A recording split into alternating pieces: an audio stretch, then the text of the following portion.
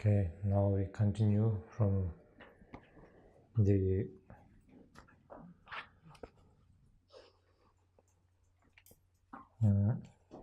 22nd practice we finish. So now the 23rd practice.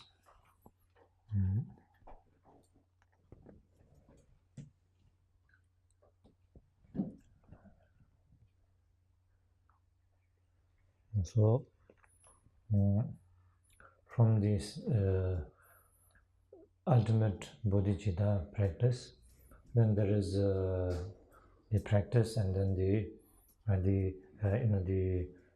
meditation practice itself, and then the post meditation. So from the post meditation now, and then under this also there is two. First one is to give up kind of a mental how to say a mental habit of seeing things as reality and having attachments to such. To overcome such. And then the second is a same way, but towards hatred and this kind of nature. With seeing the non-substantial nature of these substances which create such negative mental afflictions. So seeing them as non-substantial and overcoming them. So those two. So out of which the first one. So it says Gyalton Rinpoche yarjitu so yarjitu jinjansun chejindu zebar naya demba medashin shincha pongwa jasilalein. So the practice of the Bodhisattvas is to let go of grasping when encountering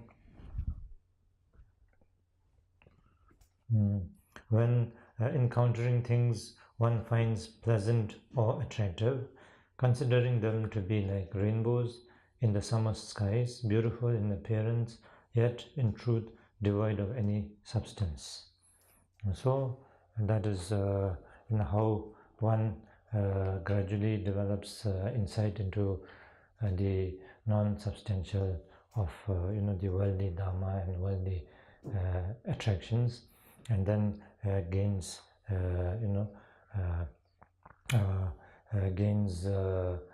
qualities such as contentment, etc., and then overcomes strong attachment and these kind of habits or nature. So it says so when one experiences strong conditions which create strong emotions such as attachment, these so any kind of thing, then so recognizing them as nothing but subject to change, as we already reflected in the previous days. Everything that one experiences, as long as it's relative, is subject to change. So when it is subject to change, then it is kind of baseless to have so much clinging on and attachment to these things, and going to the extent of having mental sufferings. And because no matter what it is subject to change. It is in that way then non-substantial. No matter how beautiful it is subject to change. So no matter how, so it is said, what goes up comes down. What is collected will disintegrate. So what is young will become old. What is beautiful one day will lose its such because these are all just one's mere perception, subject to change. And so therefore, Shencha Pongwa able to practice strong attachment to such things and recognizing them as nothing but mere a fabrication of the mental fabrication, and all are non-substantial because subject to change. So therefore, recognizing this, then practices such as lessening one's attachment to things, so that is the practice of a bodhisattva.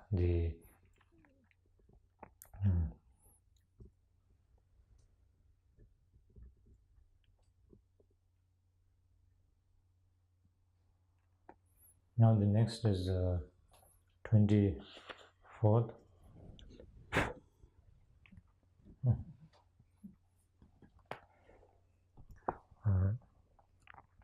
Dungal naso milam pushidar tunang dempar zungye atangche teshir mitun jendan trebitse tulpa tawa jaseladin.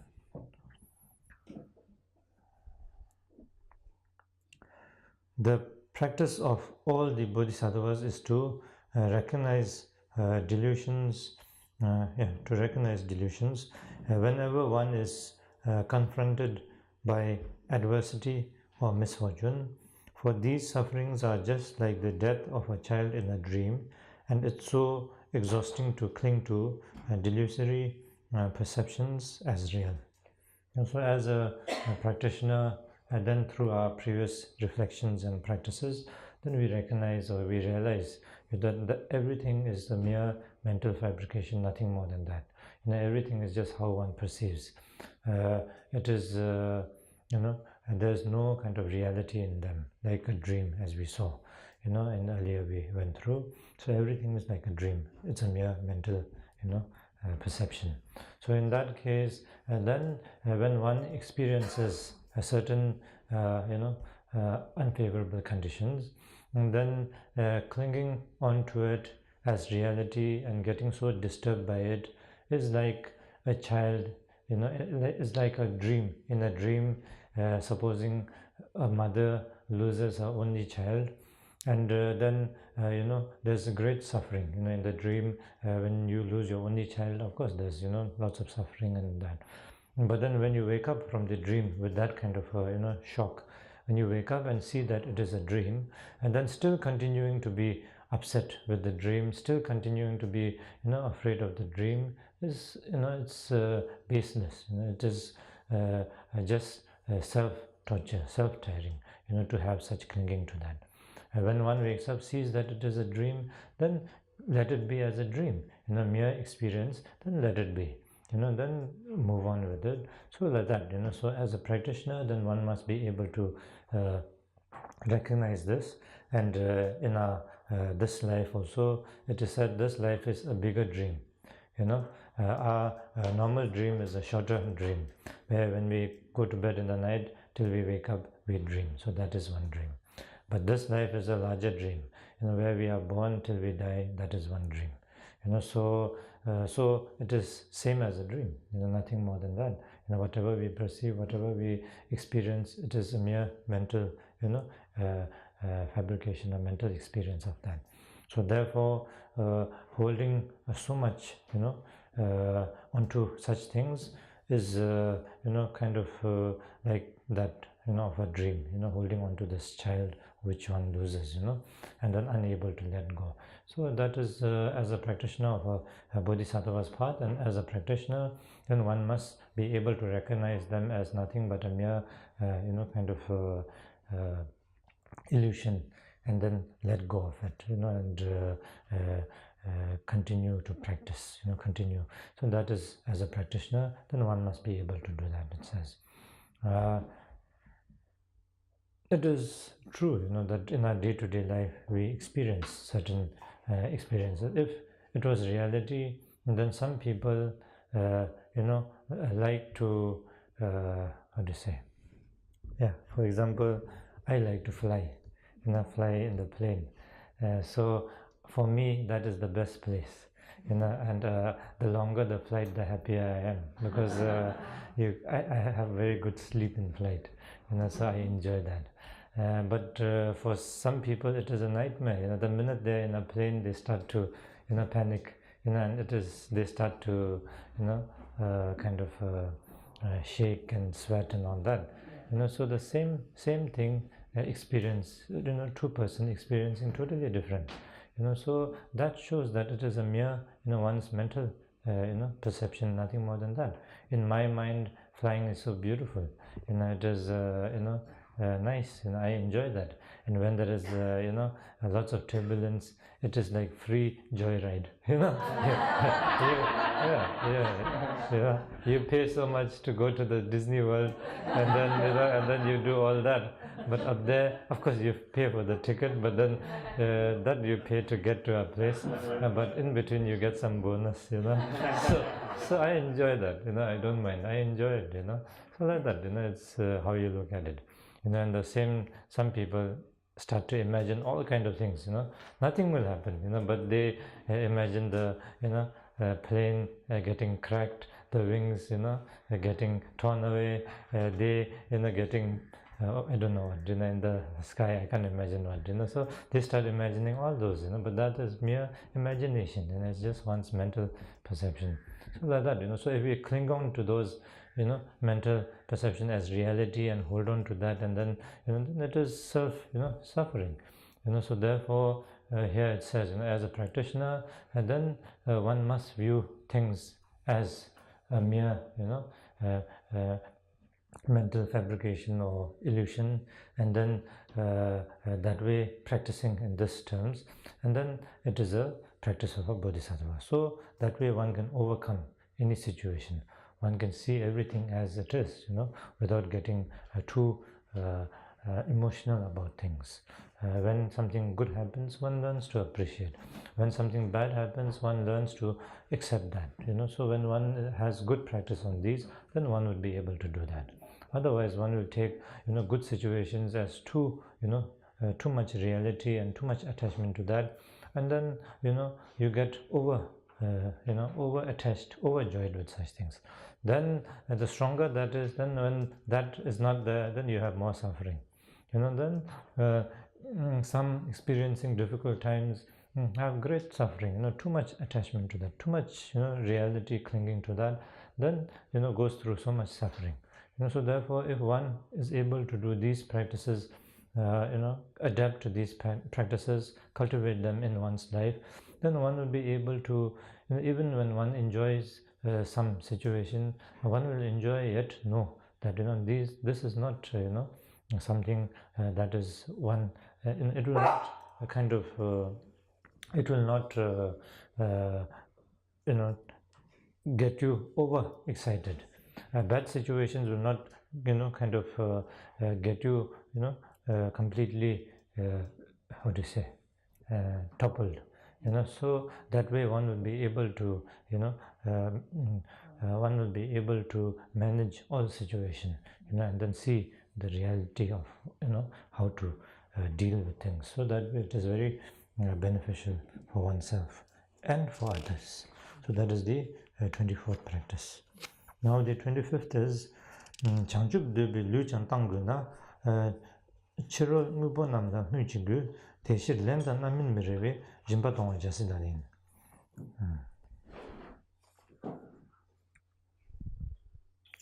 Now from here is the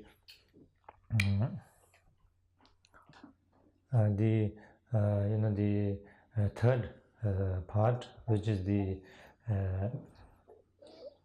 advice on the bodhicitta, the advices of the bodhicitta, advice on bodhicitta, development of bodhicitta or practice of the bodhicitta. And to this, then there's again two parts, which is the main practice, an introduction of the main practice, which is the as a bodhisattva. Then the main practice are the 6 paramitas, we say. So that is as a bodhisattva, that is one's practice. So how to cultivate that practice, and how to perform or practice those paramitas. So that is what follows. So from this, then the paramita, sixth paramita is, first is generosity paramita, then second is it's called sultam is is it? Discipline. Yeah, sultam is morality or discipline, I don't know. No, Tsundu is discipline, right? Diligence, yeah. Tsundu is diligence. Okay. So sultam, yeah, I read somewhere morality. So anyways, so ethics, or what did you say? Discipline. So anyway, whichever, it's the same, I guess. So in Tibetan is sultan, So basically, yeah. And then anyway, I'll see whatever is here. Then zaba is patience, and then tsundu is what was tsundu? Diligence. Then something is translate as the meditative something concentration or something. The meditative concentration. Some say it as the shamatha. I don't know. And then the sixth is the wisdom paramita. So these are the sixth. So out of which the first one. So it says Changchub Debi Lujan Tanguna Chirung Ubonam Nujigu Teshi Lenda Namin Mirive Jimbadon Jasilanin. The practice of all the bodhisattvas is to give out of generosity with no hopes of karmic recompense or expectations of reward. So this is the line that we have to see. For if those who seek awakening must give even their own bodies, what need is there to mention mere outer objects and possessions? So, like for example, Buddha, in his path to enlightenment as a bodhisattva, then one can see, one can go to this place still, to receive blessing. This place is called Tamulujin, in Nepal. It is where Buddha, in one of his lifetime as a bodhisattva, came across a tigress, and then this tigress had given birth to small tiger cubs, right? And then couldn't find food for many days, so was starving. And then the cubs were also, almost dying. The mother was also almost dying. So like this, the bodhisattva came across and saw this and felt so much compassion, towards this. And there was nothing to eat around. So Buddha is a bodhisattva at that, time. So he even sacrificed himself, to the tiger. But the tigress first refused to attack him. But then later on it is said Buddha took, broke branch of a tree and then cut himself up, made sore, and then lay in front of the tigress, and then the tigress, ate the bodhisattva, and through that then she was able to feed her cubs, and then they survived, and they managed to survive. So like that, Buddha in one of his lifetime as a bodhisattva sacrificed himself this way. So now that is a practitioner of that level, bodhisattva.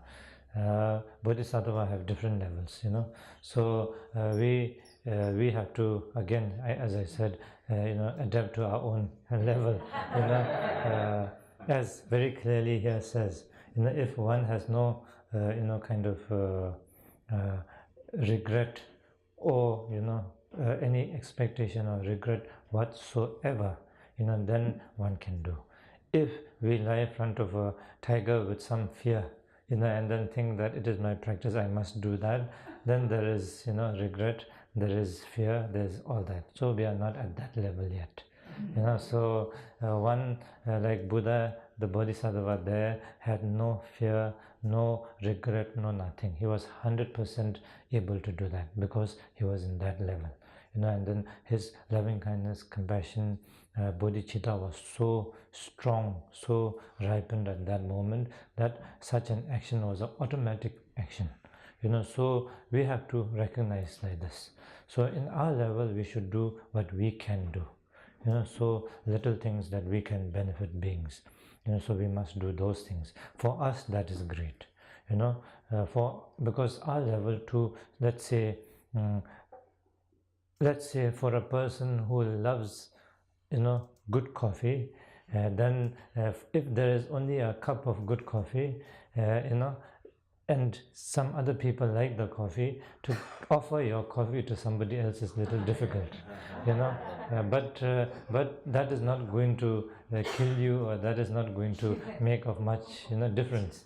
You would be able to find that coffee tomorrow, but seeing that the other person also likes coffee, and able to put the other person in front of you, and have that kind of a sense of well-being for others, then offering the coffee with 100% joy, because the coffee will be enjoyed by this other person, so 100% joy to offer it to this person. And when he takes that, the joy he goes through, that joy one can appreciate, one can rejoice in that, so that kind of a so those kind of things we can do, so like this, so according to our own capacity, and then we must do our best. We must do our best to cultivate such act of generosity, so a generosity which is free from any hopes, or which is free from any strings attached to it.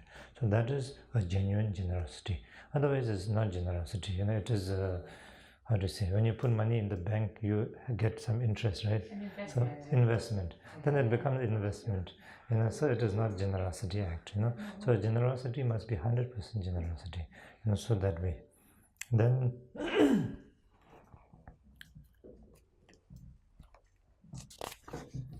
now the next is sultim mebar ramde midubna shenden rupan duba kemune teshir sibin dumba mebaye sultim sunga jaselane. The practice of all the bodhisattvas is to observe ethical restraint without the slightest intention of continuing in samsaric existence. For lacking discipline, one will never secure even one's own well-being, and so any thoughts of bringing benefit to others would be absurd. How do you say? Absurd. Yeah, so I think you all know this, this phrase, practice what you preach, came from here, I think, isn't it? So from around the West. So it is like that, So if you are not in a place to help others, and then saying you can, if you are not in a place to help yourself, then saying you will help others is, kind of just a mere empty word, you are not. So in order to really benefit somebody, then you have to be an example first. So that is what it means. So in order to do that, then one needs the ethics through which one can be at that place. Without ethics, one cannot. Supposing you have strong emotions of jealousy, anger, hatred like this, then you yourself is filled with such suffering. It is suffering, because these bring about, you're mentally, you're not stable, you're always experiencing emotions, ups and downs. Then if you say you will help others to be free from suffering, how can you? You yourself haven't been able to manage, so how can you help others? Therefore, it says first it is important for oneself to have some level of peace, to be able to give peace to others. Therefore, then practice such as the ethic is very important. Observe discipline. Here it says discipline. Yeah, so it's very important. So now such practices, then for example, in our normal day-to-day practice, to develop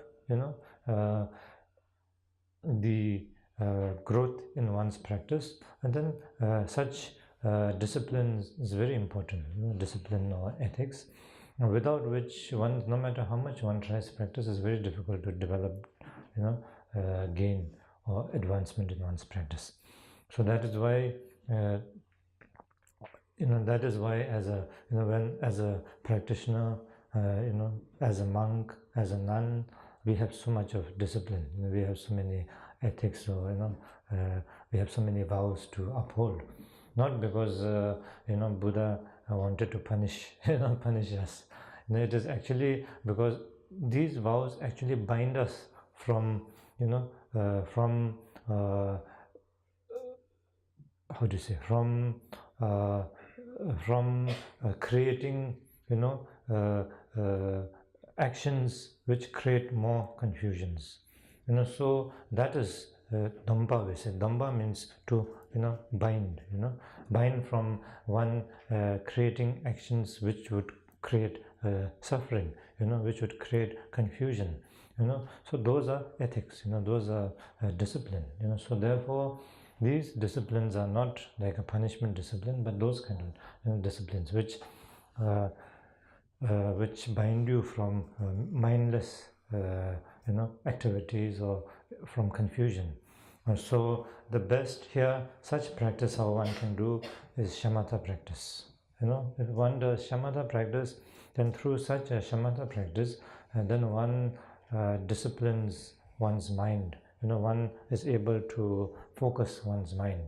One is able to discipline one's mind from getting distracted or getting diverted by confusions, mental afflictions. So therefore such practice of the shamatha is very beneficial in such practices. So one can adopt shamatha meditation, cultivate shamatha meditation in one's day-to-day life, so that way one will become more mindful. One will one's discipline or one's ethic would be kind of developed in that sense. And so that way then as a bodhisattva, it says it is a must for a bodhisattva to abide by such discipline, virtuous actions, and abandoning the non-virtuous actions, etc.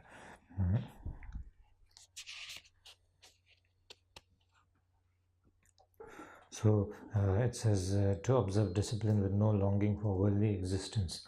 So worldly existence, so means the worldly dharma, worldly dharma. So if one has strong attachment towards the worldly dharma, then that creates all the other confusions, such as attachment, then jealousy amongst each other, and then ego, from fame. All these arise, so that is no discipline, no ethic, So strongly observing such ethic to detach from such things, so that is the practice of a bodhisattva. Now the 27th. So it says gewe longju debi jasila nuji tamje rinchen terdamsong teshir kunla shinde mebaye zoba gomba jasila lein. The practice of all the bodhisattva is to cultivate patience, free from any trace of animosity towards anyone at all, since any potential source of harm is like a priceless treasure to the bodhisattva who is eager to enjoy a wealth of virtue. Yeah, so this also, like previous, to a person who is looking for the wealth of the wealth of virtue, and then all all circumstance such as unfavorable circumstance, ones who create problem for you, they are actually like a wish fulfilling gem, it is said. Why? Because as I said, they introduce to you your shortcomings, your negative character, your shortcomings. Then they give you opportunity to develop from within, which we normally always hide and kind of hide them. So that is why then these kind of people, these kind of circumstance are circumstance of great benefit for one's internal growth. So therefore, for someone who is who is looking for the internal growth, someone who's looking for such such a wealth of virtue, and then these conditions are very precious. Therefore, having patience and not having any kind of anger, hatred, irritations towards such beings or such conditions is the practice of a bodhisattva. So patience, that is the patience. So no matter what circumstance one comes across, then just to be patient with that. I remember a long time back, this is not even a Dharma teacher. He was my, but of course he was associated to the Dharma because he was my Tibetan teacher in school when I was as a layperson in school. And then he used to teach us Tibetan, and the Tibetan in my school was very bad standard. My school was an English medium school, so everybody spoke in English.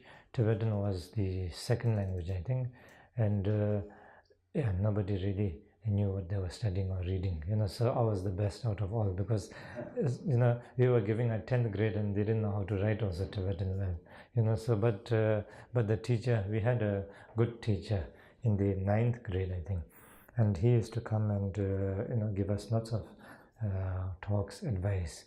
I think he was a very spiritual person, so he used to receive, I guess, many teachings. So I remember him giving us one advice. He said, whenever you get angry, just make sure not to react for just maybe 10 seconds or if possible 1 minute, if not at least for 10 seconds. He said, even if you want to say something, just don't say for 10 seconds. You want to think something, just stop from trying to think of what consequences or whatever you want to do. Stop thinking for 10 seconds. Just cool down for 10 seconds and then you do what you want to do. And then I kept that in my that was very helpful. I still remember that. I remember exactly the words, the way he said, and it has been such a great learning or teaching for me, because most of the time, when we get upset, we straight away react to that, and when we react to that straight away, and then later on when we cool down and see how we reacted, most of the time it is the wrong thing that we have done. It is because we were not clear in our mind. We were not who we are. We have been taken over by this emotion, emotions such as hatred and all these, confusion. So therefore, so in order to overcome such, then just, short, kind of a patience of, waiting just for, 1 minute or 5 seconds or whatever could make such a difference. So as a practitioner, then it is not only this, one must recognize as we went through in the earlier practices, and then truly practice patience towards others, and see that in fact they are a great teacher to us. Through them it introduces to us how how our emotions are, how strong are we, whether we are able to overcome them or whether we still lack in such kind of ability, and whether we still need practice, and on which emotion we need practice, on which so like this, so it gives us so much learning, so therefore they are like great wish fulfilling gem.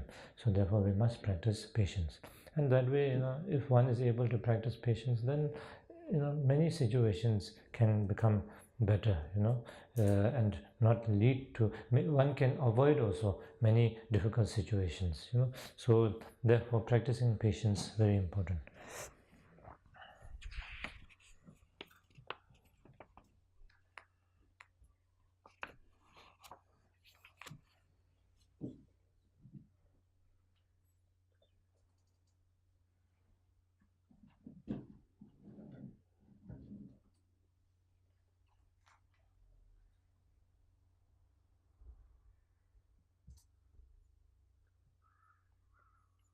Now 28th Rangdun Bashik Dubi Nyenraya Gola Mesho Dotar Chuntona Drokun Tundu Yenden Jungneji Chundri Tumba Jasiladin. So the practice of all the Bodhisattva is to strive with enthusiastic diligence, the source of all good qualities, when working for the sake of all who live. seeking that even Shravakas and seeing that even Shravakas and Patrika Buddhas who labor for themselves alone exert themselves as if urgently trying to extinguish fire upon their heads. So this is kind of showing the urgency. So we are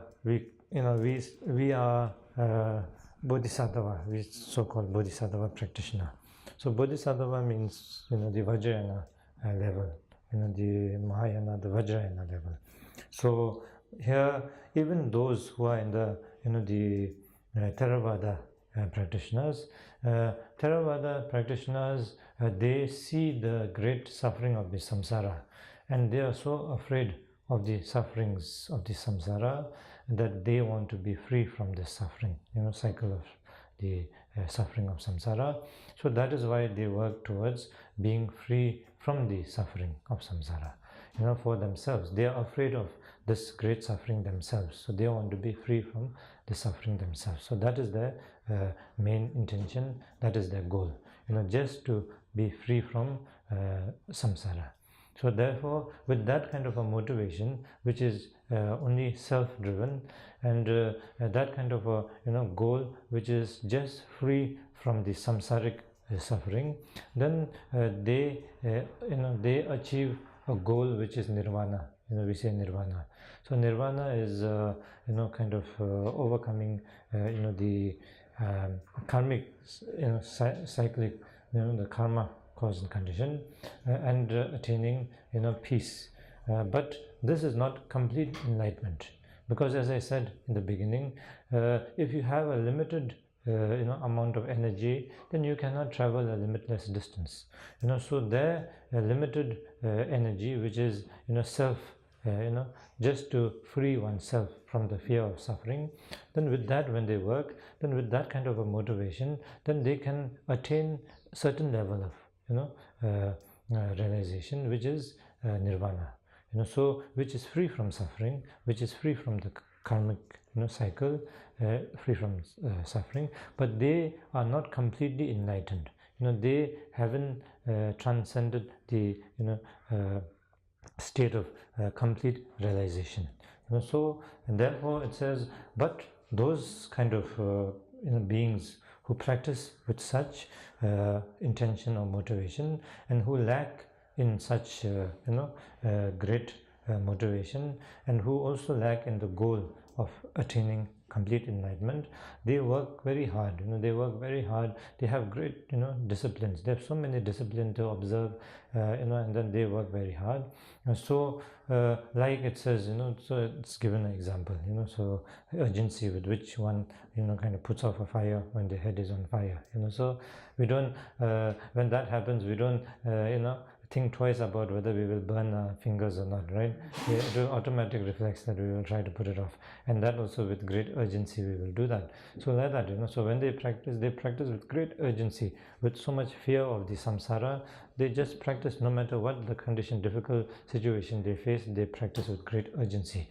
So it says, for us who are seeking for this greater goal, which is complete enlightenment, and we have taken the motivation which is limitless motivation to benefit limitless beings.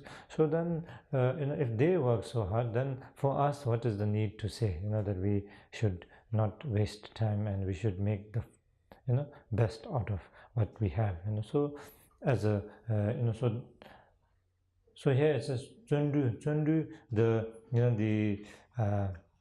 cultivating the diligence, or the joyful effort, it says. So that is very important word, joyful effort. So it is not this is not a forceful kind of a diligence, where I have to do, otherwise like, oh, today I have to meditate because I took this meditation, now I have to do it for 2 hours a day. So it's such a pain, but I have to do it, otherwise it seems there's lots of commitments and lots of how do you say, if I don't do it, there's lots of consequences, so I better do it, and then 2 hours, just 2 hours, I can manage that, and then put an alarm clock, and then sit there, and then when you meditate also waiting, when will the alarm clock go off, so that is, so that is not Chendu, that is not, joyful effort, that is more of a torture, that's more of pain, so genuine Chendu here is, understanding, that how the reality is, understanding that, though we have this, understanding the reality that all beings, want to be happy, all beings who don't want suffering, and our nature itself is perfect, we have this full potential in us, but because of our ignorance we are unable to recognize this, so actually it is not, but we can recognize that. But because of our this ignorance, we are unable to recognize, and we are suffering so much. Because of all beings' ignorance, they are unable to recognize and suffering so much. So why to suffer? When there is no need to suffer. So we are unnecessarily suffering so much. So that is why. So wanting to be free from this, wanting to make all beings free from this. So automatically, and recognizing that we have this time such a precious human life through which we can really make this possible, so not wasting, not wanting to waste this precious human life, and recognizing that we have this precious human life, but it is not permanently there, we will lose one day. So before losing it, and we don't know when we will lose, so before losing that, we want to make every moment precious, every moment mindful, every moment kind of meaningful, and so that way there is no space for any laziness. We want to do it, because we can achieve it, we have the ability, we have all necessary conditions, so how can we just be here wasting it? And so that way then practicing, and then also like loving kindness compassion, one seeing the benefit of loving kindness compassion. If I can develop this within me, then it makes everybody around me so much more better and happier. It makes myself also so much more happier and better. And so why to have so much self kind of attachment, self clinging, when it only brings so much suffering? And so with joy practicing, to develop loving kindness compassion, with joy wanting to practice, so like this, so that comes with joy, so that is the genuine diligence or genuine effort, and so that is what Chendu means here. So Chendu is not forcefully, like not willingly doing it, so that is so when one doesn't understand that, then forcefully doing it, then after some time you get tired of the Dharma, practice, and then you disappear, no more around, so that happens. So when one is able to genuinely develop, Chendu, then it is a great joy in, practicing and meditating and all this. Now, the opposite of this is laziness, and then laziness, there are 3 kinds of laziness basically. Of course, laziness, but categorized into 3 kinds. One laziness, we all know what it is. I don't think I need to introduce anybody. We all relate to a laziness. That is the laziness that we know. Second laziness is the laziness which is we normally kind of look down upon our own ability. We say, oh, this I cannot manage. I'm not capable of doing it. And don't do it. Like Dharma practice, oh, he is a enlightened being, or he is a great practitioner, naturally he can do it. This is not possible for me. I cannot do it. Like this. So this kind of attitude, self, thinking that you cannot do. I am not capable of this. So I don't have time. I cannot do this. I have so many other things. So like this. So this kind of self, kind of, how do you say, degrading oneself, or so that kind of attitude, so actually that is nothing but laziness, that is an excuse, so that kind of mental kind of one has to change that mental attitude, because we, as we know, all of us are equal in our potential.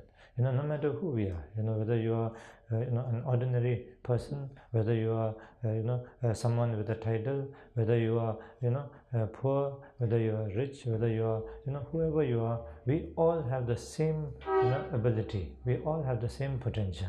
It's just that whether we are able to put that into, action, whether we can do to ripen that, whether we put enough effort to, ripen that. So that is where it makes a difference. So it is not our ability. So therefore, that is the second kind of laziness. Then third laziness is, of course, like the some kind of always direct towards negative actions or negative kind of activities, and then something like happy to do, happy to I don't want to say that. I was going to say happy to drink. so I shouldn't be saying that here, right? so things like that, happy to go fishing, happy to do these kind of things, but difficult to do things like let's say activities that would help others, benefit others, doing things like that, creating some kind of help for others, to do that difficult, things twice, it's difficult, why should I spend my energy to, for others, all this kind of. And on the other side, very easy to, okay, today the weather is good, let's go for fishing, and then looking over the fact that, fishing means, there's a being out there, and you're trying to catch that one. And some, in the past it was, you need to eat food, so you catch a fish to eat and survive. Now it's become a play where, you hook the fish and then again send it back and again hook, and keep doing that, so unnecessarily hurting somebody like that for no reason, just for some pleasure of, I don't know what, sports, so I don't know, so that kind of thing, so one must turn one's, mind, into the right direction, so that is one kind of laziness. So one must avoid that kind of laziness also and turn towards the more meaningful, more mindful mainstream, rather than being straight towards such. So that is the third kind of laziness. So these kind of so always one must be mindful of these kind of, and try to see and try to redirect yourself if you are falling into such laziness, and then develop diligence, the joyful effort. So that is the 28th.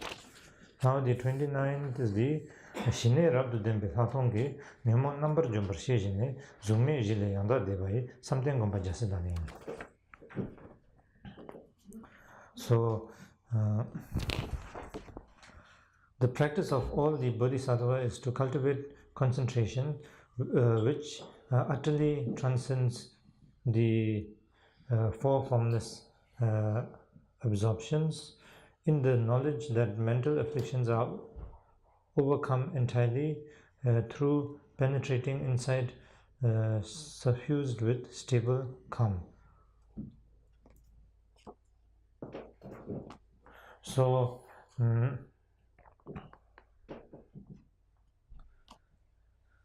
as we know that all the sufferings are come about with mental afflictions, cause and conditions created through mental afflictions. And these mental afflictions or confusions, when one follows them, or when one is kind of slaved to them, then one creates situations which are unfavorable for one.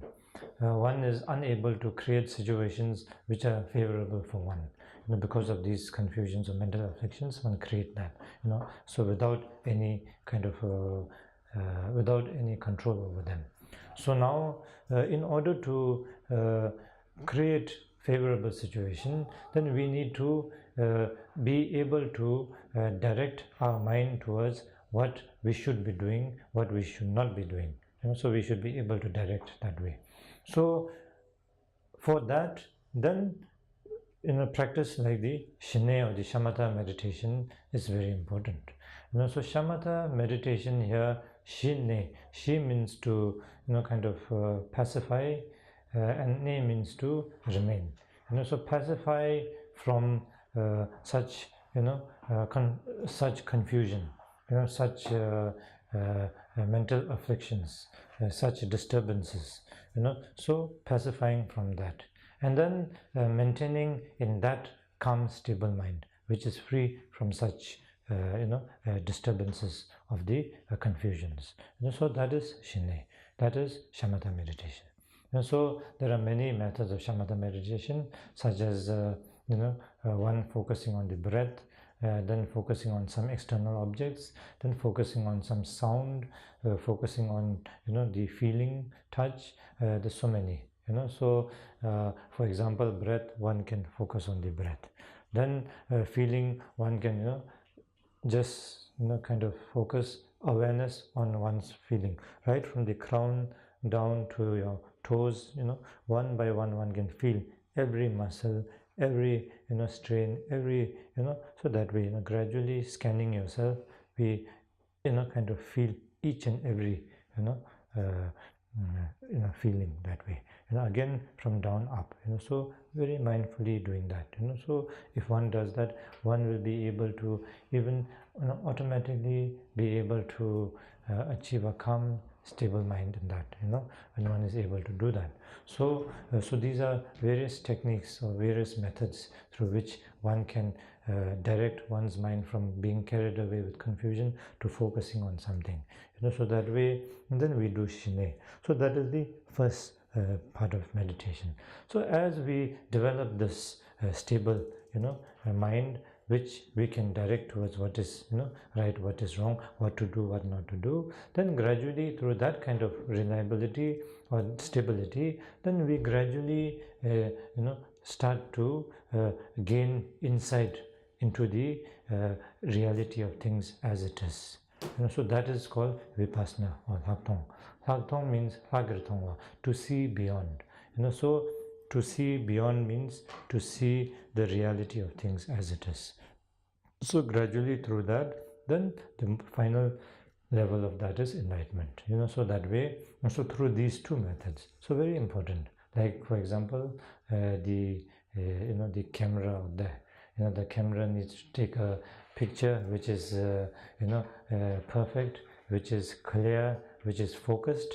So you cannot have a cheap stand which is with just shaky light 3 stand. Then it will not take a clear picture. The picture will be out of focus.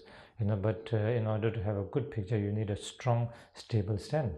So same way here, the strong, stable stand is like the shamatha meditation, where your mind becomes focused, where your mind becomes stable. Then through that, then you get the insight into the reality of things as it is gradually. That is the picture you get. You get a focused picture. You see what is, you see clearly what is what. So something like that. So one through the meditation of the shamatha and then the meditation of the vipassana, then one gains insight into what things are as it is. So through that, then one transcends the here it says the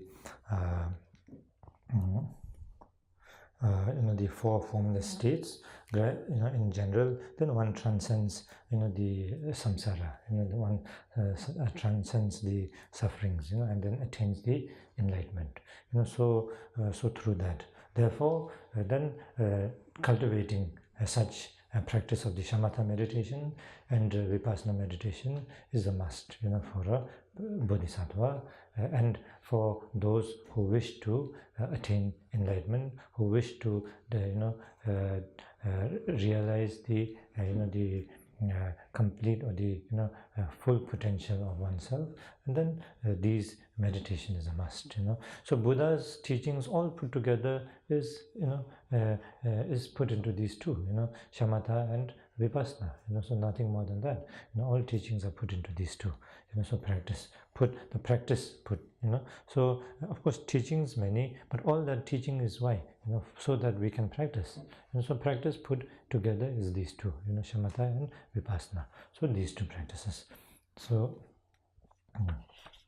So in order to get a good shamatha, good vipassana insight, then the shamatha is very important, to have a stable mind, focused mind, stable mind. Therefore, to stress on the shamatha meditation is very important.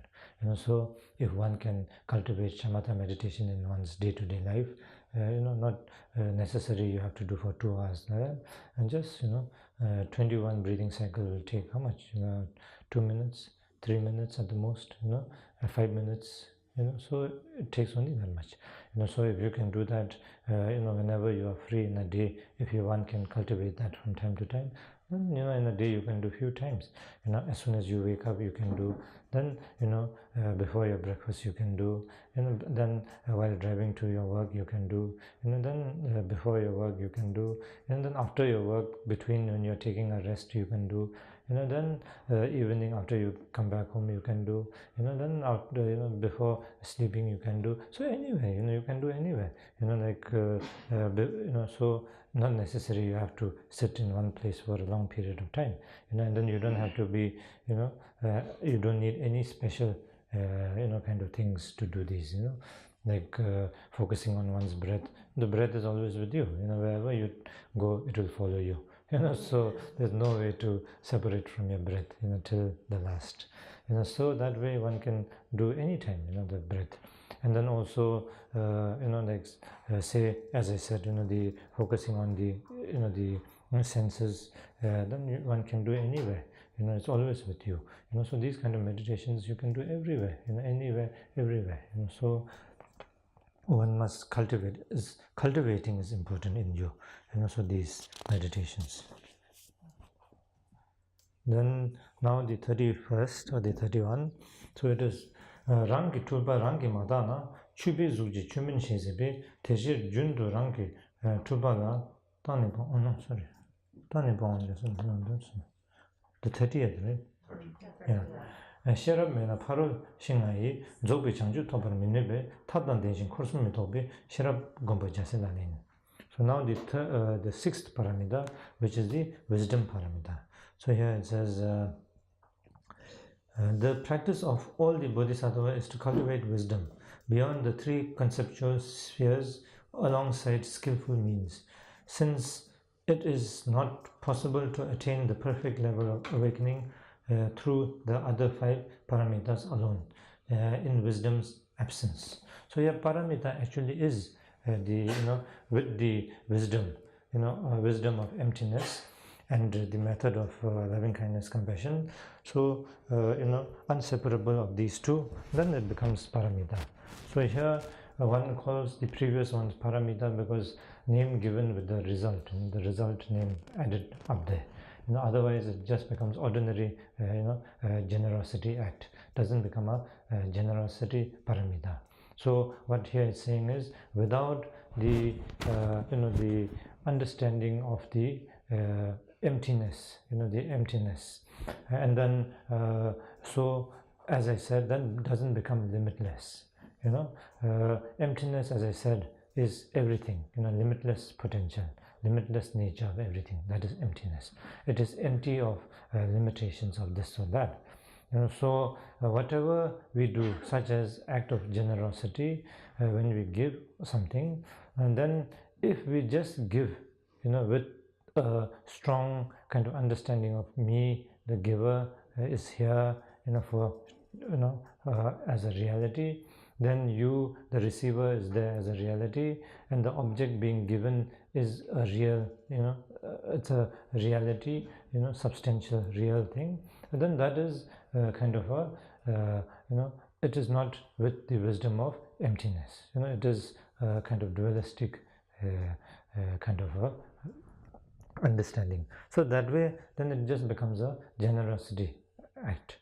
But when with understanding of emptiness, as I said that time, if you start to search, myself, this I, where it is, you cannot find, it is beyond this or that, it is empty of such a, limited thing as I, it is beyond that, so it is empty of such limitations, so therefore, same way, then the person to whom you are giving there is also the same, is empty of such limitations. It is beyond such limit. Therefore, and then this thing that you are giving also is free of such a limitation. As we saw, supposing I give you a flower, so the flower, if you just think of the flower as a flower, it is limited to a flower. But the reality of the flower is free from, the limitations of a rose flower or of a lotus flower. It is beyond such limitations, the flower itself. So that is non-conceptualizing. So when one is able to perform acts in non-conceptualizing way, which here it says the three spheres, free of three, how is it translated? Three spheres, which means non-conceptualizing, wisdom of non-conceptualizing, and then that becomes a limitless act of generosity. So when that becomes a limitless act of generosity, then one can accumulate the two merits, as I said. One is the ordinary merit, one is the wisdom merit. So in order to attain realization, the complete realization, which is limitless potential, then we need both the ordinary merit and the wisdom merit. Wisdom merit comes through this understanding of the non-conceptualization or the emptiness. So therefore, act of generosity with loving kindness, compassion, with the union of understanding of the emptiness, non-conceptualizing, then that becomes a genuine generosity paramita, the paramita act, because it is beyond limitations.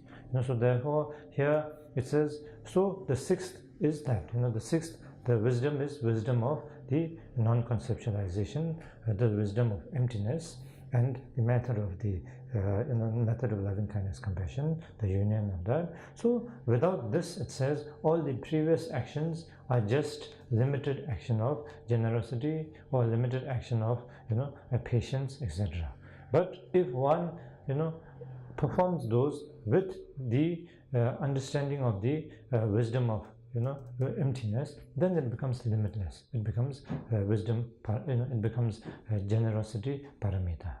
So like that. So therefore, as a Bodhisattva practitioner, then to develop the understanding of the wisdom paramita, the understanding of the emptiness, the non-conceptualization is very important.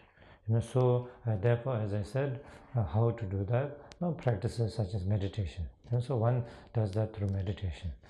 So the previous meditation of the ultimate bodhicitta, as I explained to you, so that is a one form of meditation of developing non-conceptualizing state.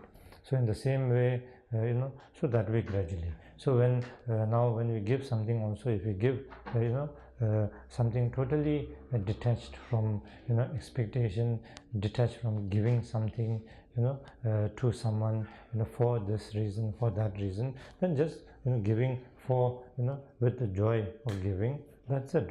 So then that becomes also greater accumulation of merit than having so much thing as, oh, I'm doing such an act to benefit somebody, and then I hope he realizes or not, like this, so that limits its benefit, so that is what it means here. So with that kind of act without emptiness, understanding of the emptiness is not limitless, not a limitless act which can accumulate wisdom merit, which through which then one cannot attain the complete realization, and therefore so the method of like loving kindness, compassion, generosity act, etc., with the understanding of the emptiness, the non-conceptualizing wisdom, so to realize that, or to recognize that, to cultivate that, is the practice of a bodhisattva, the sixth paramita, and that is the practice of a bodhisattva. Now the 31st practice, it says Rangi Truba.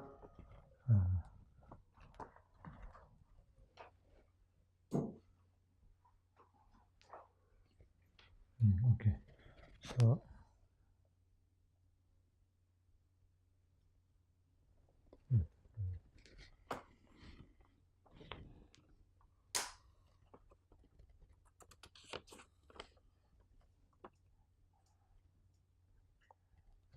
So now the next is the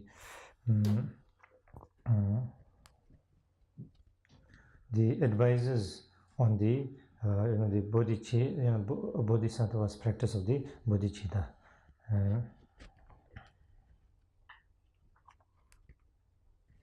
It says rangi trupa rangi mata na chubi zuji chumin shisibi teshir jundu rangi trupa la tani bangwa jasila le.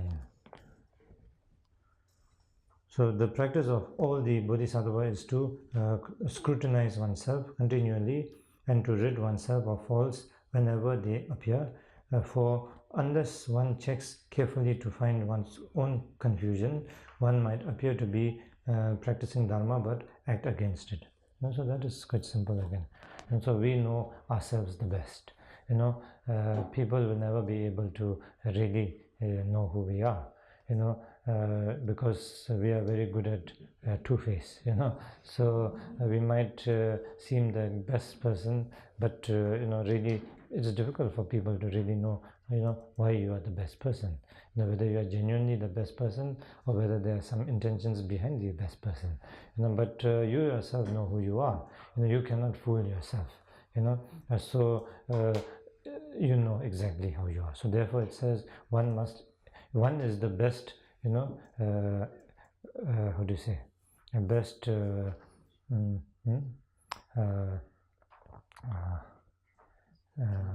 judge. Yeah, one is the best judge to oneself. One must always examine oneself. One must always be mindful of this. So that is what, as a Bodhisattva, then that is most important. Rather than looking outward for others' faults, then looking towards yourself. So that is important. Now the next is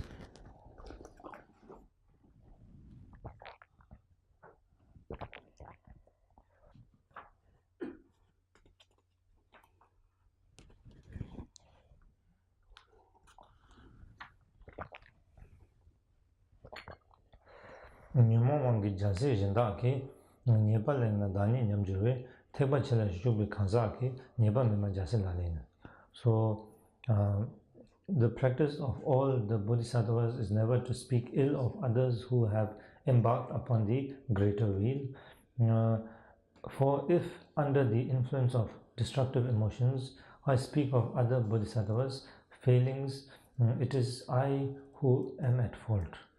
So basically it means one must be mindful of oneself and not create confusions to others. So especially it says to those who have taken vows to benefit others, like the Bodhisattva vow, and then they may act in certain ways for certain reasons, and we don't know why they are acting in certain ways and for what reason we don't know. So as I said, one is the best judge of oneself, so we mustn't judge others in that way. By doing that, and then if we do judge wrongly, and then it is of great bad karma, because those beings who have taken the path to benefit limitless beings, so when they do that, and then if you say something and harm them in their activity, then it is of great harm for many for limitless beings.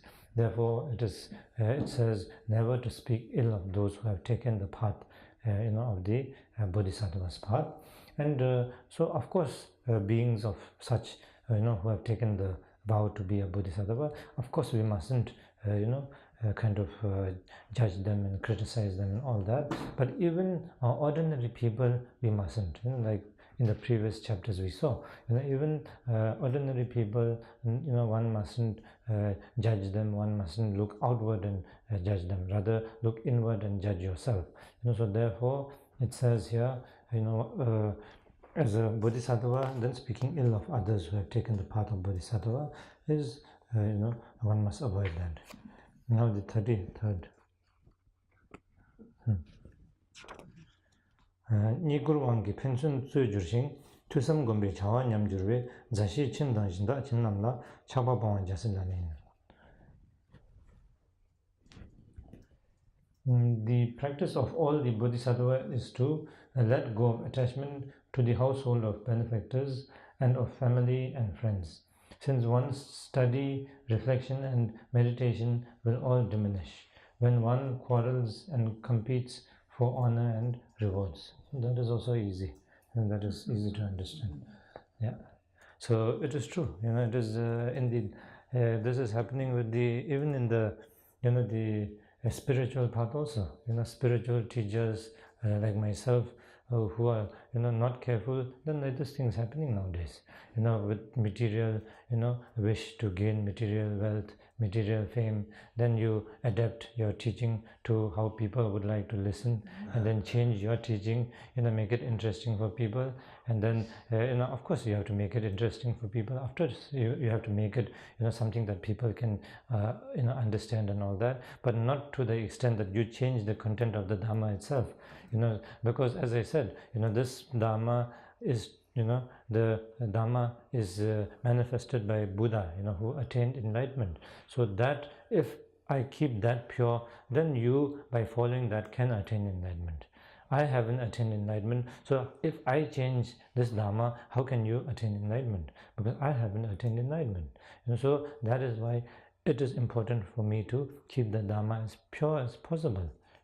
I have to keep it. It's not possible. I have to. That is the unbroken lineage. That is the alive lineage. So that through that, then you would be able to benefit. But nowadays people change many things. As I don't know, I told you this also. But when I recently visited Indonesia for a big Buddhist conference and function, and there there was all Buddhists, the Theravada, Mahayana, Vajrayana, teachers and leaders and practitioners and everybody, and of course my guru was requested to come, but he couldn't go, so I went on his behalf. And then I saw that that I have heard of in the past. I have heard of people doing such things, for material gain, changing the Dharma, and then kind of making it, all kind of things, creating, with lots of creativity, doing these things. I've heard, and creating so many things, different clothes, different hats, and then different, I don't know, self-created rituals and all like this. So, but I've seen pictures, but when you see pictures and hear, it is something. But when I went there, I saw it firsthand, and then yeah, it was, I just couldn't believe, and it shook me so much, I mean, it takes you back, basically I couldn't sleep for a few days, because it's so shocking, and then it's so sad that such people have so much follower, the real genuine people who teach the genuine Dharma in the most genuine way, out there seem to have so little people following, but such people have thousands and thousands of people following. And then you see them, the teacher teaches them some crazy things to do, and then the student is also with full-heartedly doing all those crazy things, and poor thing, the student really thinks it is, I guess they think it is true, that is why they are following, and then it's so sad that they are getting misdirected, but such is their karma, such is I don't know, so this is what Guru Padmasambhava said, degenerating times, in the degenerating times, he said the genuine Dharma, people will not, be so much inclined to, and these kind of things people will, be inclined to more because of the lack of merit of people, he said. So, I experienced that there, I was so shocked, to see this, it's, it's, I don't know, I'm still shocked, I don't know what to say, it's like this, it's so sad, So all this happens because of the so-called spiritual teachers so much eager for material wealth and gains of fame and all this, then creating all kind of things with no compassion, no compassion for beings, no forget bodhicitta, and then no kind of wisdom at all, so doing all these things, so that is how, so one must when one chooses one spiritual teacher, anyone has to be careful, I should not just choose anybody. Somebody is famous, somebody has name, somebody looks different, somebody, so that is not how you choose your teacher. You should take your time. There's nobody chasing you. So you must take your time. You must see whether it's a genuine teacher. You must see what he teaches. Does he practice? You must see whether the history of it. You must check everything in detail. Check doesn't mean you create certain kind of a mind block of yours and then see whether he or she lives up to that, and then that is not a genuine checking again. That is your concept. So one should be free of that kind of concept, but one should be seeing, check in a wider angle. All this, take your time, check nicely and see, and then once you follow, then you are 100%. Once you are 100% of the teacher, then you follow. And then you won't have problems of getting misdirected or all like this also. So very important, I think. Yeah. So I was going to say something. Yeah, that picture keeps coming in and then disturbs. It's I couldn't imagine. They were saying like they're talking to the God, and then the student is there, and then he says something and he says, I'm talking to the Buddha, and is Buddha saying something and something like that, I don't know, so yeah, it's and where he is, for sure, somebody with you don't need great wisdom also, I think you know whether there's, you just have to examine him well, the one who's doing that. It's very sad, these things happening. So so one must be careful, one must when one follows the path, be very careful, so that you don't get kind of fooled into such things. Then once one receives the genuine teacher and the teaching, then one must practice well, and then not again so that way one has to be open, when one checks also one has to be open. Buddha himself said, first you examine what I teach, but doesn't say, you make this is right, this is wrong, and then you examine, so if yours is right, if the Buddha says something according to what you say is right, if not, is wrong. So not that kind of checking, that is already, you create something in your mind, so that is, you will not be able to see the truth in that. You keep your mind open, and then you examine, and then you with proper how to say examination, then you can find, you can see. Then if it's not true, then there's no, you don't have to follow, but if it's genuine, true, it's really beneficial, then you follow. So you must you must understand that there's nobody forcing you to follow anything, so one mustn't get kind of tricked into these things. Nowadays lots of like this happening, lots of things everywhere you see, these things happening, so that is so it says Niguru Wange Pensun Chojushi. So these all because of wish of gaining material wealth and fame and these kind of things, nothing more than that. To some so with these, then such people lose their kind of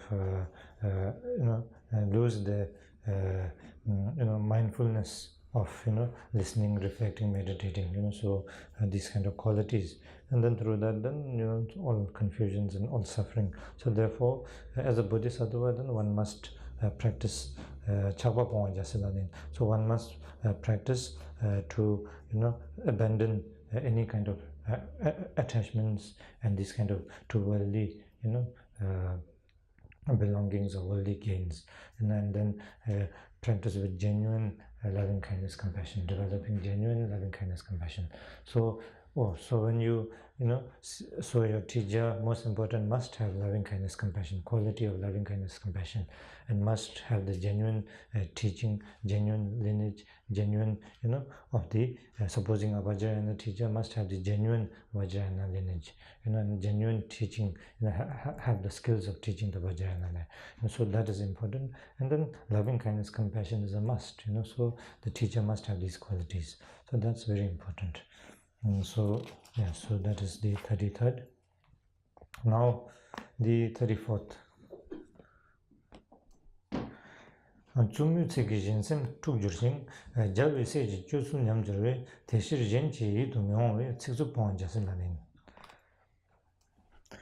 The practice of all the Bodhisattvas is to avoid harsh words, which others might find unpleasant or distasteful, since abusive language upsets the mind of others and thereby undermines a Bodhisattva's conduct. And so, as a Bodhisattva, we have taken, the commitment to benefit beings. If one speaks such and acts in such, and then that harms others, that brings sadness, sufferings to others, and then that is not what one's conduct should be. So that is one must be careful. Basically here one must be mindful of all, what one's action, what is one doing, what is one saying, how one is thinking, so one must be mindful of this all the time. Whatever you do, always examining oneself. So like I said, and so if you do one practice in this, like being mindful, then it, all these automatically one develops in this. So not necessary each practice you do. So one practice you do nicely, one practice you cultivate in you, then automatically the remaining practices are also connected with each other. So if you cultivate mindfulness, then all this is automatically kind of cultivated in you. So that way. Now the 35th. Nyomong komna nyembu lokawe tenshi chibu nyembu chunzongne chakso nyomong tangpo jemata burjom sheba jasenane. The practice of all the Bodhisattvas is to slay attachment, and the rest mind's afflictions at once, the very moment they arise. Taking as weapons the remedies held with mindfulness and vigilance, for once the kleshas have become familiar, they'll be harder to avert. So once one is habituated to something for too long, then it is difficult to overcome the habit. And so therefore, before letting it become a strong habit, then to cut that habit is easier. So that is what it means. So before we become too habituated to our confusion, mental afflictions, and then when they arise, then one must recognize them. One must be always aware and mindful, and then when one is always mindful and aware, and then when these afflictions arise, one will be able to recognize.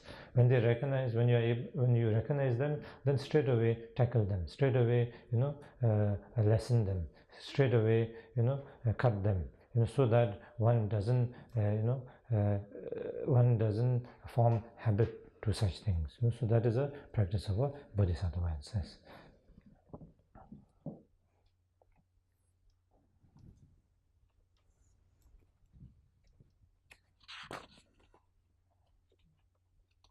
So it says the weapon of mindfulness, and so with mindfulness, one must always be mindfulness and introspection, always, so that way, then always alert to see, the afflictions arising, so when that happens, then straight away, deal with that. Rather than saying, oh, this is not, too bad, so let it be, then, it's just a small thing, it doesn't matter like that. So one mustn't do that, one must straight away act, as it is said, a small, spark of fire can light up the entire mountain of, so that like that. So one mustn't let any spark be alive. So as soon as one afflictive emotion comes, when one is able to recognize, straight away try to cut that with antidote. So that is very important. Now so the 36th, don na khang du chunam chi je jang rang ki sem jin ne kap chin da she jun du ten da she jin da bai yen den ru ba ja se la len. So in short, it says, now all the practices, in short, if you put, then no matter what one might be doing, by examining always the status of one's mind, that is by being mindful, always looking inward rather than outward, then with continuous mindfulness and alertness to bring about the good of others. This is the the practice of exchanging oneself to others, giving one's joy, happiness to others, and able to take the difficulties, sufferings of others onto oneself. So practices like give and take, etc. So to bring about the good of others, this is the practice of all the bodhisattvas. So as a bodhisattva, all practices put together, being mindful, being compassionate, being more concerned for others rather than oneself, developing that kind of a mental state, mind stream. So those are the practice of a bodhisattva. So through that, one will genuinely be able to benefit others. One will be able to bring peace to others genuinely, and one will be able to experience peace within oneself also. So that, therefore, such practice is the practice of a bodhisattva and is the most important practice of a bodhisattva. So all these practices put together boils down to this. So that is the 36th practice. Now,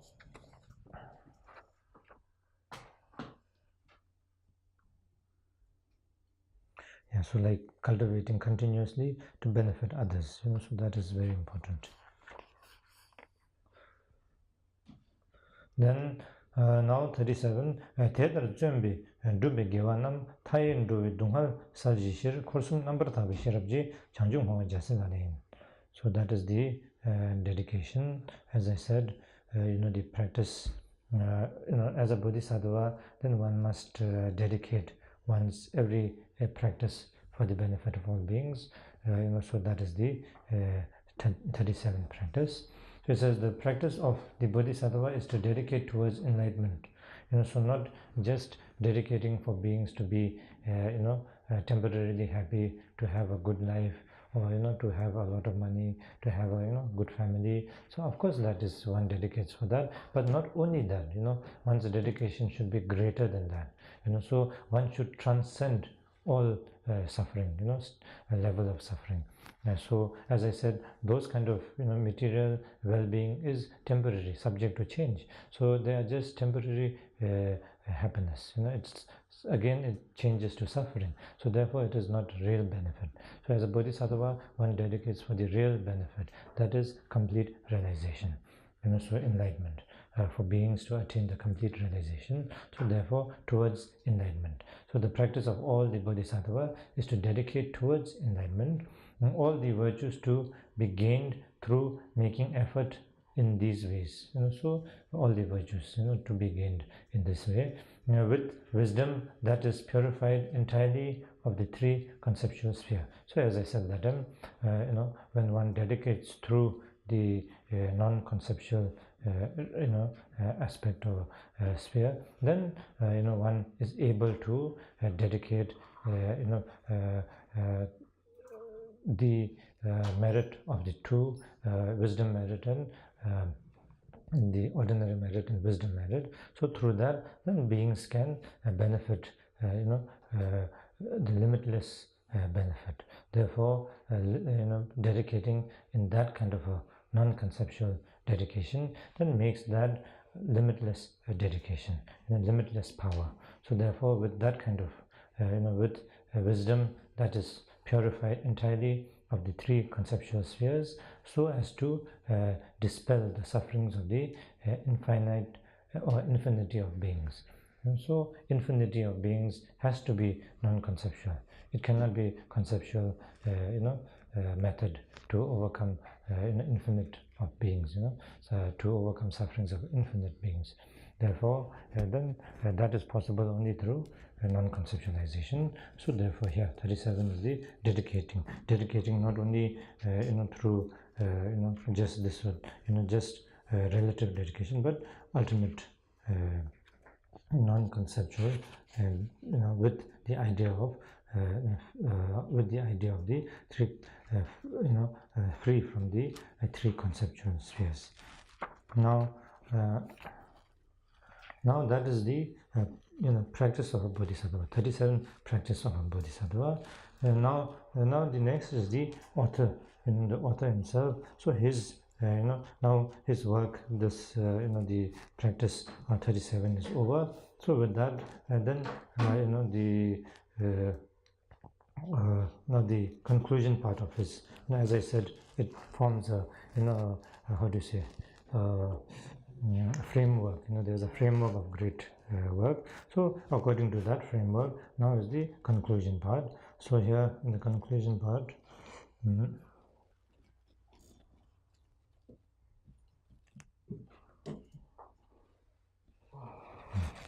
so here this shows the purity of the lineage. So it says doju tenju namde sumbita tamba namji sungi jerangne jase namji lalen sumju dun jase lamla lomdu tentuku. So here I have set down for those who wish to follow the Bodhisattva path 37 practice to be adopted by all the Buddha's heirs, that is the Bodhisattva practitioners, based on what is taught in the sutras, tantras and treatises, and following the instructions of the great masters of the past. So here it shows very clearly that it is a genuine teaching with a genuine lineage, not created by himself, like how I saw in Indonesia, so not like that. So this is a genuine teaching, genuine teaching from the sutras, Buddha's teaching himself, from the sutras, tantras and treatises. So there is no question of no. So that is how great master, genuine master is. A genuine master upholds the genuine lineage. He is completely capable of introducing his lineage because he's an enlightened master.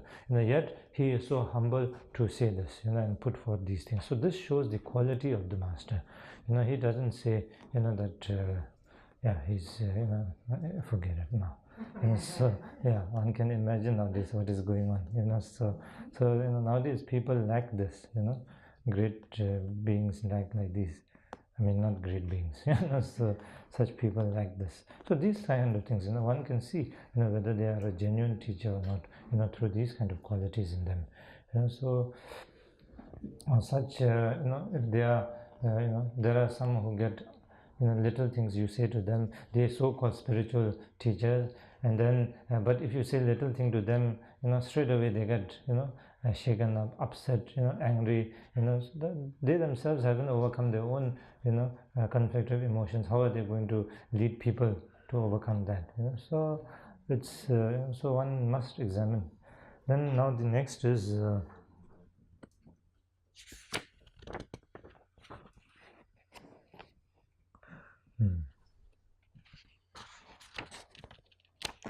Lodu mention Jamba Chungwishir Keban Jibi Devjur Machite Dotan Tambi Sungla Tembichir Jazera Lentume Nepersen. So here again, it is kind of reflecting the quality of such master. He's saying, since my intellect is only feeble and I have studied but a little, this is not a composition likely to delight the how do you say this? Connoisseurs. Connoisseurs means like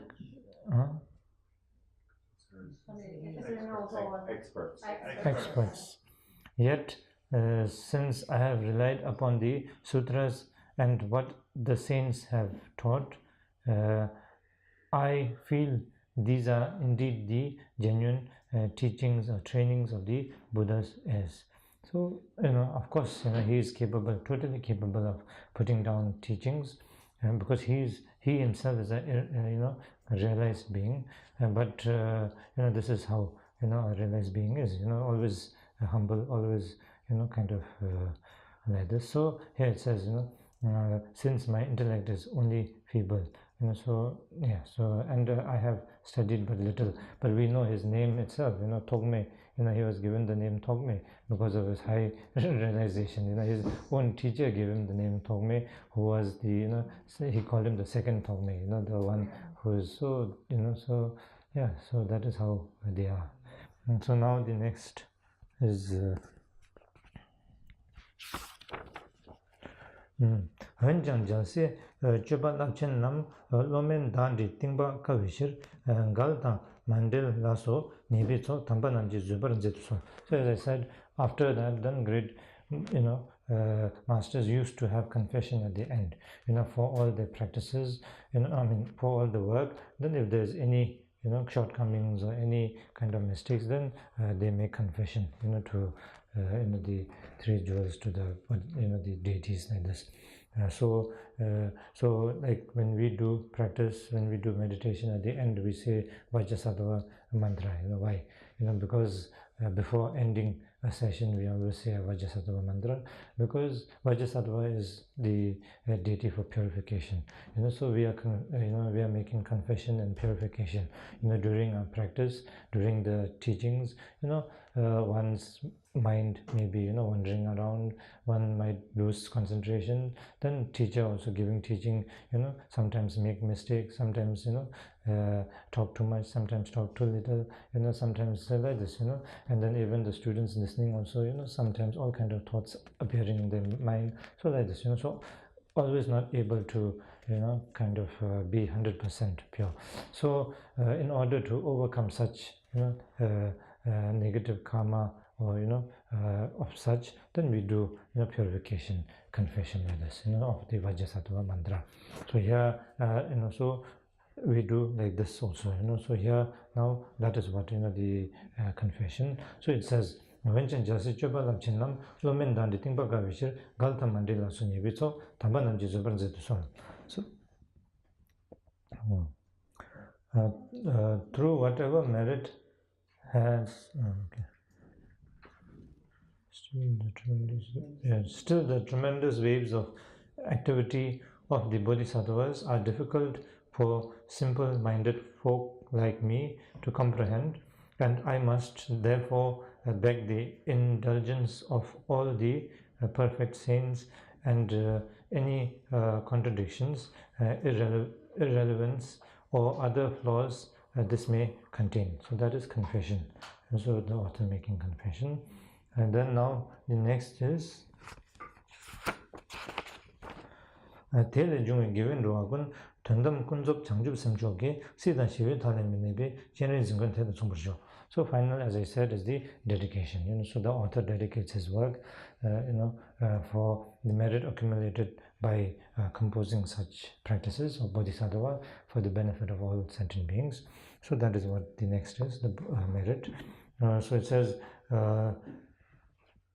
through whatever merit has here been gained, may all beings generate sublime bodhicitta, both relative and absolute. So we know what is relative and we know what is absolute bodhicitta, and through this then come to equal Lord Avalokiteshvara, who is the enlightened deity of the loving kindness, compassion, and transcending the extremes of existence and quiescence. So basically total enlightenment, so realizing the limitless potential, the ultimate realization. So that is how the dedication, so dedicating so all the merit accumulated through such practice, putting down such practice, okay, so dedicating those merit of the the wisdom merit and the ordinary merit for the benefit of beings, and to attain the realization of the Avalokiteshvara, which is complete enlightenment. So that is the practice of the 37 practices of the Bodhisattva. What is the time? Oh, good time. Yeah. So that way, so now with this we come to the end of the 37 practices of a Bodhisattva.